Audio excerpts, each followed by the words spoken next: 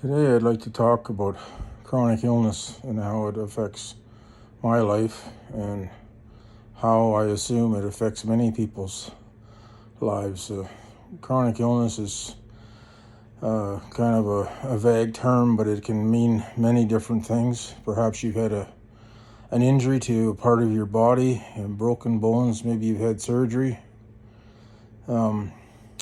I've been told that it relates to what is called nerve damage pain, and that's obviously when a surgeon cuts into the nerves, and oftentimes a part of that part of the body is often numb, and that can cause severe pain. And in fact, it very rarely, if ever, goes away. It stays with you for the rest of your life. So how do we deal with that?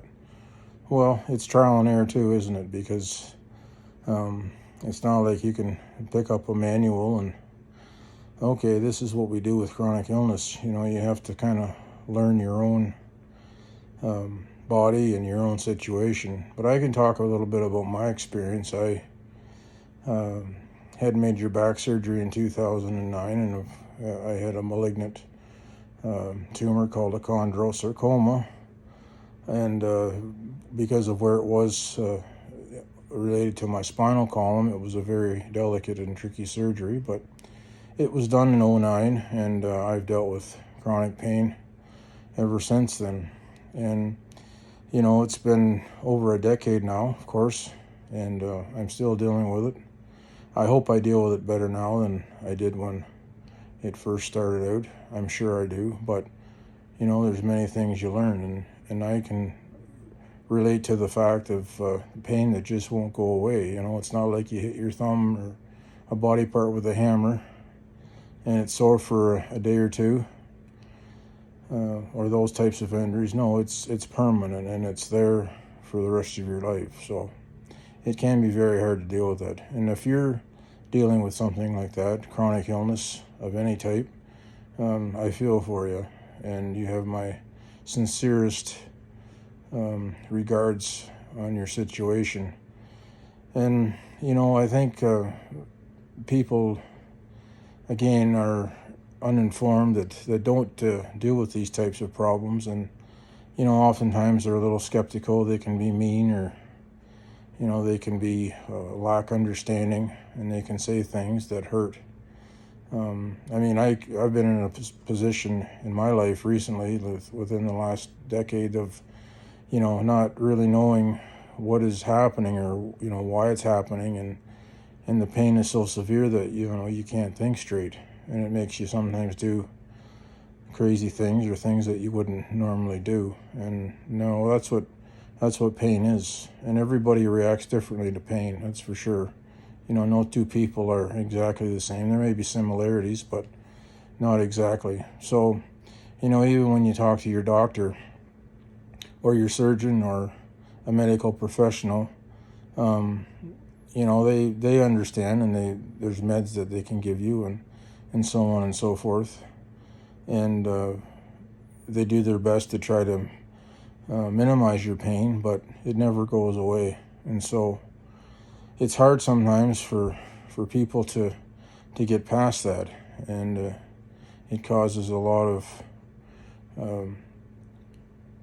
pain, and things like depression, and you get down on yourself, and some people get angry, and other people just kind of curl up on a ball and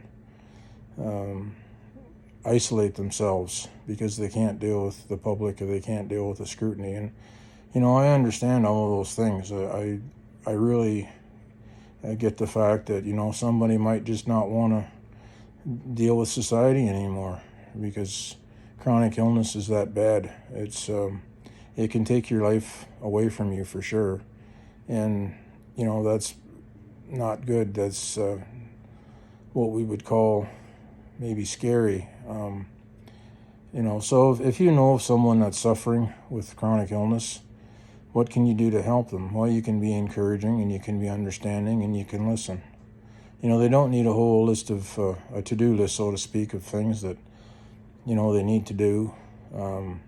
They need a friend. They need somebody that they can talk to, and they need somebody to understand. Now, that might take a lot of effort on your part if you're helping someone with chronic illness. Maybe it's a loved one, a sibling, or a spouse, a child, and could be an older parent, anyone really. But the point is that there are things that you can do to help them. And,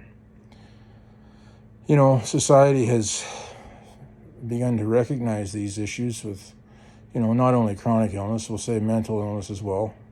But it's a slow process and nothing changes overnight. But we need to get awareness out there, and we need to let people know that there is help. And I find too that even, your family doctor, your family health team can be a big help, because there are those that are trained to talk to individuals that are going through chronic pain and to offer helpful suggestions.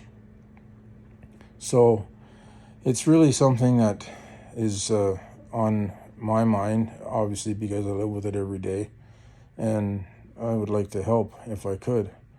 And even though I don't have any type of medical degrees, I have a degree, so to speak, because I'm a prime suspect of chronic illness. And my experience has been there, and I've learned from my experience. I've made some mistakes along the way, and I've paid dearly for that. But the thing is, I've tried to go on, and I've had help, and I've also helped myself, and realize that there's a point of where you have to get some help and be willing to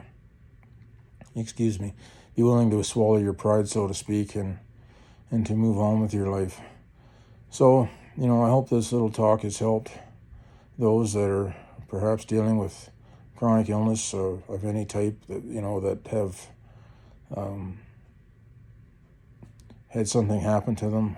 Again, maybe an illness or something, a major surgery that has led to nerve damage, pain, and you don't know where to turn, and you get so down on yourself, and it's not really what you think either it's going to be, because it's really impossible to predict what the pain will be like, especially after a surgery. I know I had no idea, and it was all a big shock to me, for sure.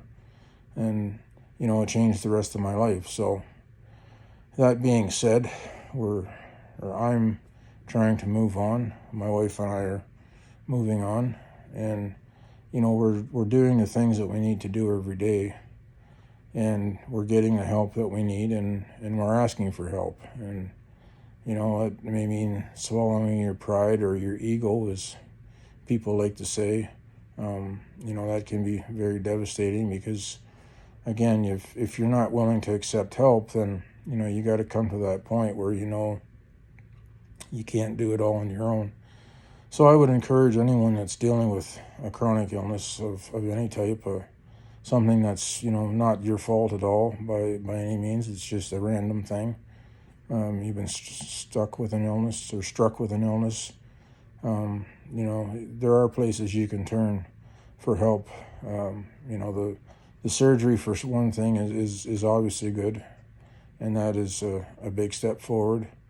But there's so much more after that. There's the rest of your life. So sometimes, again, you don't think about these things. I know I didn't. It took every ounce of strength I had just to go to work every day and do the things I had to do, and then once in a while think about what the doctors were saying, the surgeons and so on, and come to a decision. It really, looking for the right word, but it can really run you down. It can overburden you, and it's helpful to talk to friends, some older ones, maybe your parents, or again, maybe a professional health personality, your family doctor for sure. But make sure that you get the help that you need, and go from there. So I've said a few things here that I hope help, and as always, we look forward to talking to you again, and I encourage everyone then to Have a nice day. Okay, thank you.